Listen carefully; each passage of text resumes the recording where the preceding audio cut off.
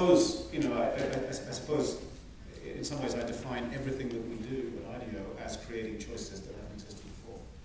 That we're in a world that's full of existing choices that we feel, or existing alternatives we feel we have to make the best choice of. So, you know, when this is true in management, it's true for many of these people who we're trying to serve. There's a set of choices there that aren't accessible to them.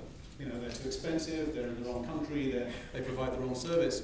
And so, you know, I see the role of us and design in general to create new choices that have not existed before, such that people can then make them if they desire them. And, you know, and the more we do that in a collaborative way, the more that we do that with people rather than simply for them, then the more effective I think we'll be. But the goal is still the same, to create choices that haven't existed before.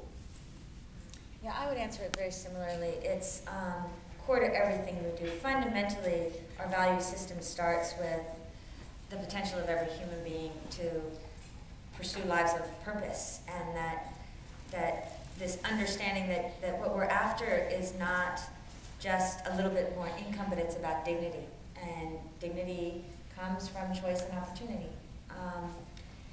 One of our fellows, Suraj, who's just extraordinary in Kenya, decided that I hadn't been speaking to enough poor people lately, so he gave copies of my book to a number of pretty much third grade educated slum dwellers in Nairobi. And so I've been getting book reviews from internet kiosks out of Nairobi.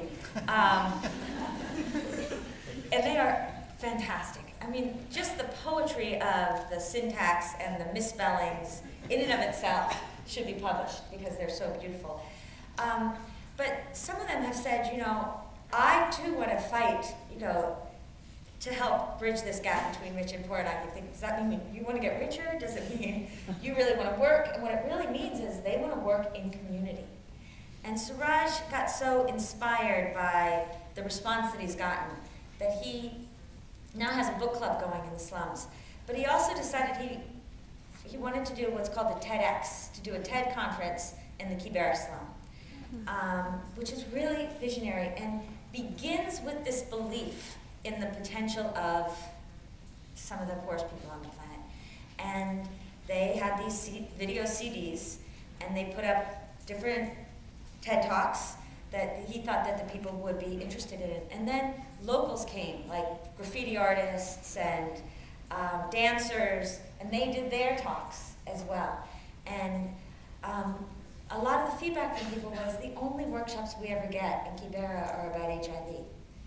And this is the first time someone's come and talked about technology, what's happening outside in the world, you know, and thank you for essentially for seeing us. And so this idea for me of choice comes from moving away from a world of shoulds. And whether you're looking at public health officials or engineers who are going to tell you everything there is to know about water, you hear the word should 50,000 times. The poor should do this. The poor should do that. If we start from what makes sense for you in your day with your children to change your life, and we build solutions from that perspective, not only will we be more successful, but the joy and the dignity that I think everyone will get out of it makes the process all the more worthwhile in doing.